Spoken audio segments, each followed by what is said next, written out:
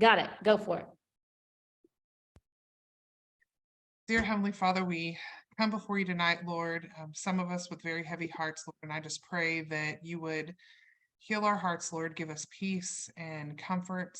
And Lord, I pray that you would be with us as we talk about this next year and all the exciting things that are happening, Lord, and some scary things. I just pray that you would give us vision, that you would give us boldness, that you would give us trust in you, that we know that no matter what, you have got us.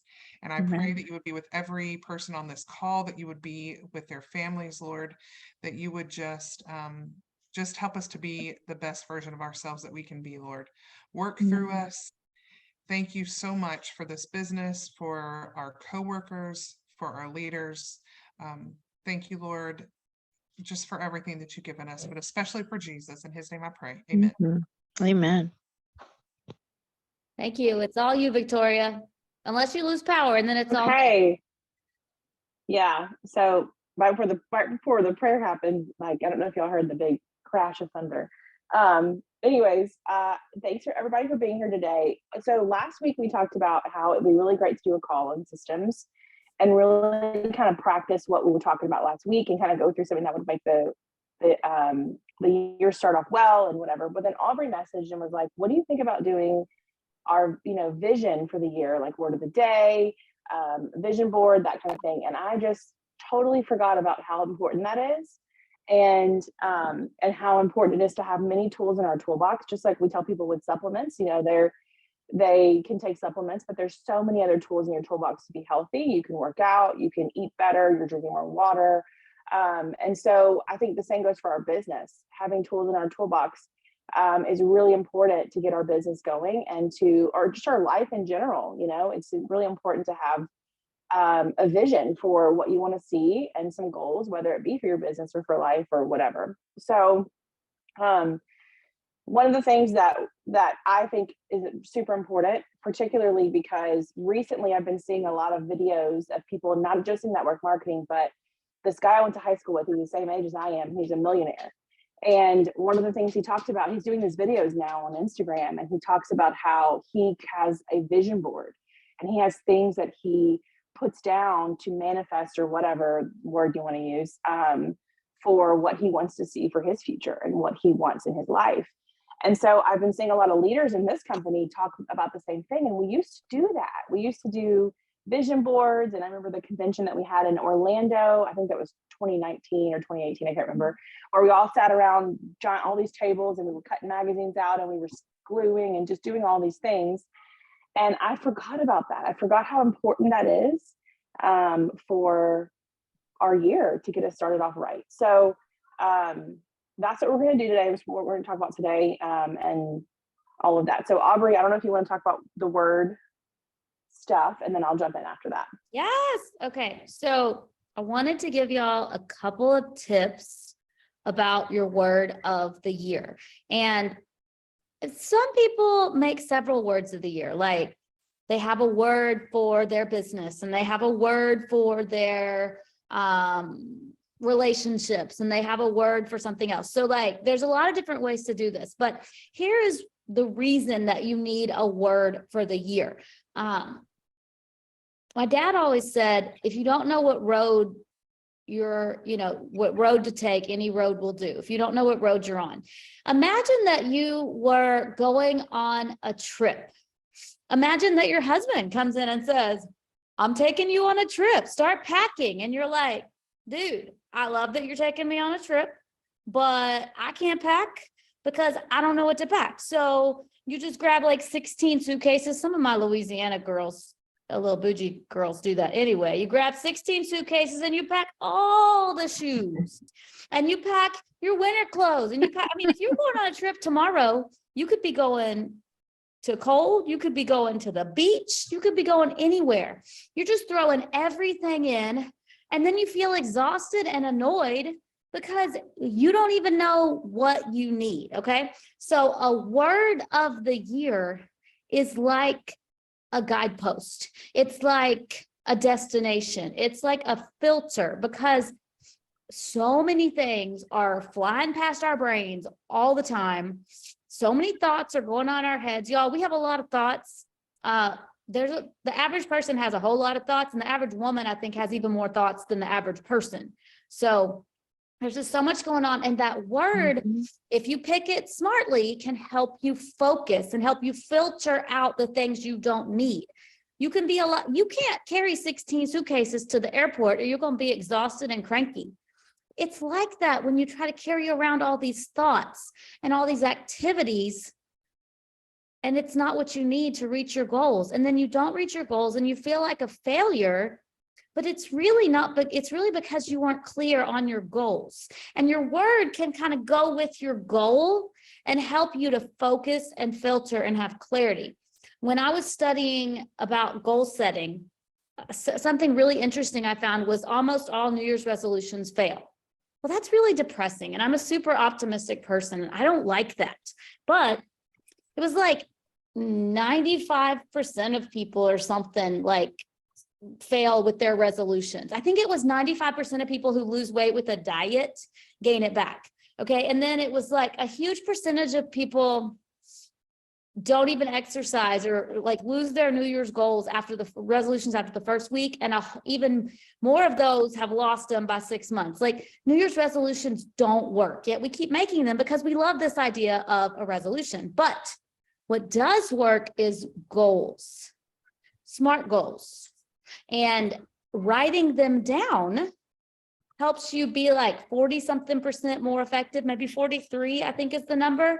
But then even after that, what makes your goals even more effective is sharing them with a friend, like 78% more effective, from 43 to 78, if you write down your goal and share with a friend. So if we take that to our word of the year and we take that word and then share it with other people and use that word and our goals as a whole to create a vision board, you're going to start seeing those things become a reality, because what you focus on expands. Where your attention goes, it's something about where your mind goes, there your activities go. Your energy flows. That's what it is. Where your mind goes, your energy flows. There's all these quotes, and all they mean is if you're clear and specific and you focus on that, you are going to have so much bigger chance of getting there. That's why having a word of the year is so important. And I can share some resources. You can Google it easy though. You can Google word of the year list, okay? And then click on images and it's going to show you hundreds. And then what I do, like literally, this is how I pick my word of the year. Like I Google that and then I pray about it. And then I pray for God to give me wisdom and help me find the word that resonates with me. And then I read through those lists and I write down the ones that jump out at me. And then I've got a list of like 5 to 10.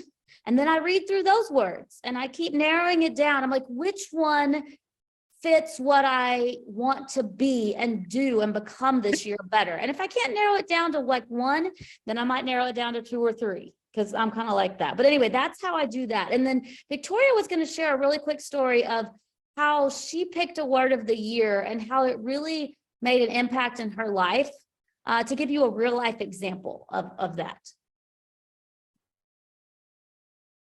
Yeah, so I'm sure many of you, I've seen it. We've been around each other for so many years that you picked a word of the year and it's been successful for you. It's been a guiding principle for you. And I remember in 2020 when so many of our businesses and our lives changed, either good or bad or whatever.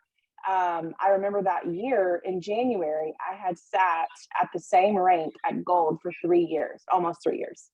And I remember I started that year going, okay, I just want to change. I want something different. And I remember I picked the word redemption. And when I thought about the word redemption, it created this sense of emotion for me. And it really felt right. It felt like something that I just wanted to push forward and use, and not just my business, but in my life. It was just a really emotional time for me.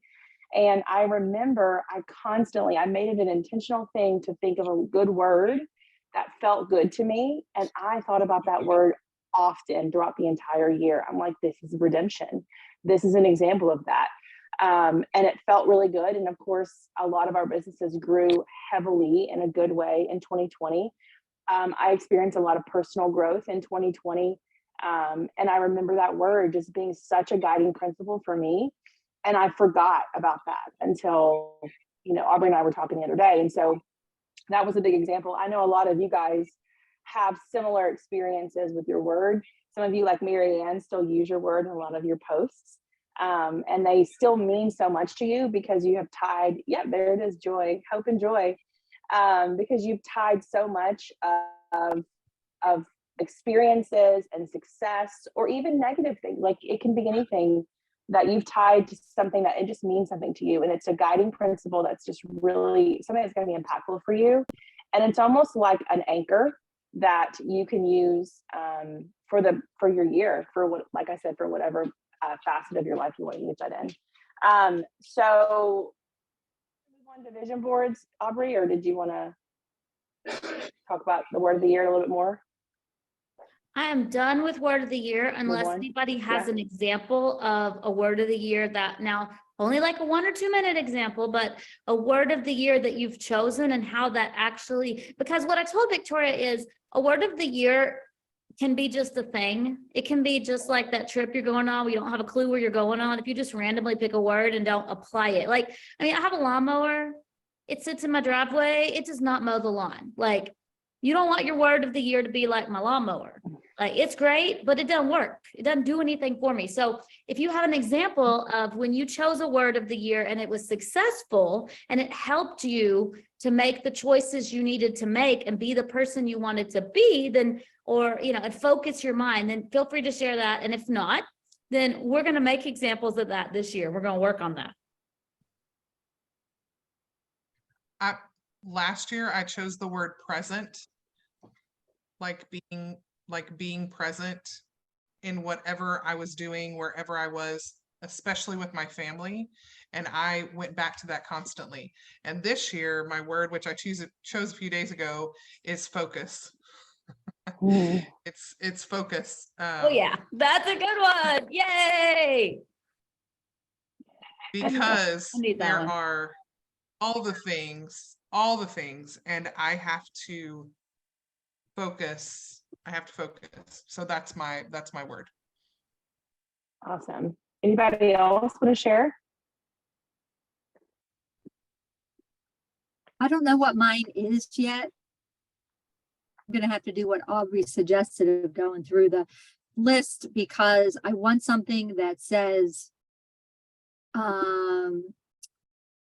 I wanted something that says be consistent, but I'm not sure I want to use consistency. So I don't know if it's consistency or persistent or perseverance, or, because I want to be more, or maybe it's focus. I'm like, I want to be doing my IPA regularly, not making excuses, doing everything the way it's supposed to be done, and not giving up, kind of thing.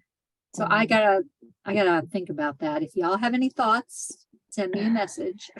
Well, and also if you guys watch the Fallon Reed video that Aubrey shared, she doesn't even use a word like an action or whatever. I'm not a English person, so whatever words that we're all using, like redemption and whatever, she doesn't necessarily use that type of word.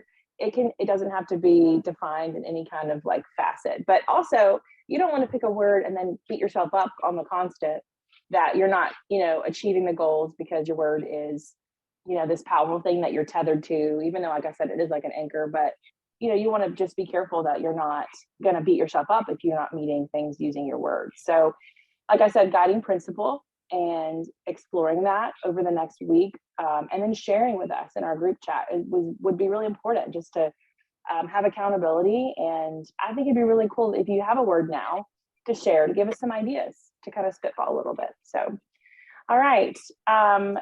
Next, let's talk about vision boards. And that is something, like I said, that I feel like we've gotten away from as a team. We used to do that a lot.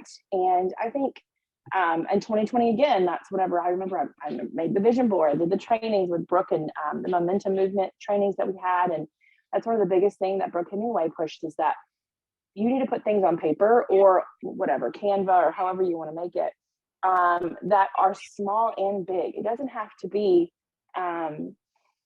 I want to get a Plexus Lexus. Like, it's not anything, like, it can be that, of course, but it can be small things too. Like, I want to make $500 consistently a month, or I want to stop eating fast food, like just different things that you want to see for your future. Although that's more of a goal, not necessarily a vision board, but maybe losing weight because you're eating too much fast food. And so creating this vision board is super important. You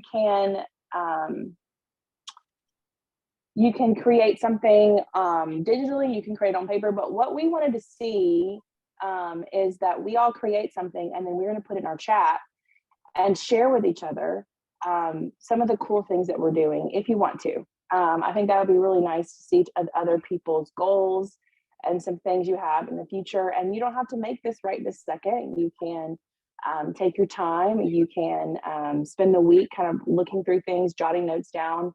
It doesn't have to be beautiful. This is for you. This is for you to create what do you want to see in 2020? Or even if you want to make a vision board for the next quarter, you don't want to make it for the entire year. That's where those little and big things come from. So, and again, it doesn't have to be Plexus related. Like I said, the Fallon Reed video or Reed, well, now she's not, is she Reed now? Yeah, Fallon Reed, not Fallon Black. She gave some examples of what she put for her vision, and it was really real. She's very real and not like this poised speaker. She was just very good about kind of giving some examples. So, Aubrey, I don't know if you want to interject here or talk about some things with vision board. No? Okay, just shake your head. I do. Okay, number one, I just, Angelica, I added you to our little group so I could send you the stuff that we're doing. We just have a group of the people that chat. You can always remove yourself if you get tired of hearing us or mute us. But I shared a link with an article where a lady talks about picking your word and gives some tips. And then I also shared 2 really good graphics I found. And I would love, as people are deciding their words to hear your words. But hold on, I was going to show y'all just a second. I should have pulled out my old vision board that I still have, because I'm a hoarder and I keep all of that. Oh, look at Marianne. Is that new? Oh, she's already got hers done. The principal here. Yeah, this is an old one. Yeah, we did this for when I met with Catherine and Vicky and Christy in College Station, and we sat and did one. Oh, yeah. Awesome. So Yeah, mine's Marianne, pretty hold yours recent. back up. Mine's pretty recent. Hold yours back up because I like some things that I saw on Okay, there. well, Nice. some things are not big. I like we that. That's need a why new I pulled it up, mattress. because I see the bed on there, which is We big, need a but new not. mattress. We need a new mattress. So I want money to have a new mattress. I want to redo my powder room, and I want to be able to ooh and ah without an ouch. You get that? Love it. You So know? it's about your health, but also like something relatively small that you want. Like, y'all, there are people in our company that make 6 figures a month right now, which is mind-blowing to me. That really started because one of them started because she wanted to buy dining room furniture. And so I think one of the cool things about a vision board is that, and the cool things about that is that it will grow as you grow, but make sure to put things on there that you actually believe you can accomplish. Like, I think it's good to have small goals, medium goals, and big goals. We call the really big ones BHAGs, big, hairy, audacious goals. Oh, Is that on there? What's that one? come Mary? on. To see go back mine? to Europe, travel back to Europe. Yeah, that's a big one. And That's a big, expensive one. money going in the wallet, not coming out of the wallet. I love Oh, it. that's cute. I love And then that. there's this saying that says, keep some room in your heart for the unimaginable. So whatever else that. that's planned. That's good. See, And a laptop. I need a new what laptop. you can do is you can put that at your desk or somewhere that you're going to see it every single day. And like Loretta talked about, her word was focus. That's the power of vision boards. Like, I know there's all this drama about manifesting and all this, especially in the spiritual circles. Do we believe in it? Do we not believe in it? The thing is, I'll tell you, everything that happens in the world basically comes from God at some point. Like, and I'll tell you what I mean by that. Okay. Elon Musk is fascinating to me. I don't know if he's fascinating to any of the rest of y'all. I don't care if you like him or hate him. He's fascinating because the man has no obvious religious purpose for what he does, but he fights his tail off for right and wrong, or what he believes is right and wrong. And that is a part in his soul that comes from God. He just doesn't recognize it as being from God. That's how I feel about it. You can feel different. That's okay. We can still be friends, but it's like he has this inner like hole in his soul that causes him to fight for truth and justice and good and evil. I mean, people create Superman because they have this inner sense of truth and justice and good, and that comes from God. Now, the idea that your mind is powerful and what you focus on expands, psychologists and self-help writers did not create that. It comes from God. Now, you know, does God say that you need to sit like this and go om or whatever? Like, no, I mean, like, there's a lot in there for interpretation. Like, I can put my legs up like that. It's kind of funny. I won't be able to move tomorrow though, but my point is that focusing on what you want to achieve and trying to be productive and purposeful, that is biblical. Like, God says you were given much. Do something with it. Spider-Man was not the first one to, or Spider-Man's uncle who died, was not the first one to say with great power comes great responsibility. God did in the parable of the talents, right? I mean, so I think that it is obvious, no matter what you believe about all that, that what we focus on makes an impact in our life. And so if you want to be successful, if you want to reach your goals in your family, in your business, in your relationships, in whatever you do, you need to figure out what they are. You need to focus on them, and then you need to see them. Like, mine is a lot more crazy than I think that's a yacht maybe, or a cruise. I don't know. Oh yeah, Star. I don't even know what some of those things are, but I need to look at it. The Diamond Star. Yeah, little oh yeah, cruise. 3 stars. It was backwards in the picture. Yeah, I was Where like, you're what? gonna bring all of us with Yeah, you. on the yacht. I gotta be like a 10-star diamond to fit everybody on the yacht. But anyway, Yeah. so that's my challenge to you as you're doing your vision board, is to look for some, you know, little things. And little to you could be like, I have people on my team that little would be being able to go to the grocery store and be able to buy everything their kids want to eat. And I have people on my team that little to them would be being able to go to Aldi and buy everything they want at Aldi, because they don't even go to Walmart because that's not what they do. But I mean, so your vision board is personal and it needs to speak to you, and it needs to be some little goals that you can achieve. And then on the way to those big goals. And I want you to really think about that you have different aspects of your life. Like, you are not a one-dimensional person. What I love about what we do is that your mind, body, soul, I think those 3 things. What is it? Love the Lord your God with all your heart, soul, mind, and strength.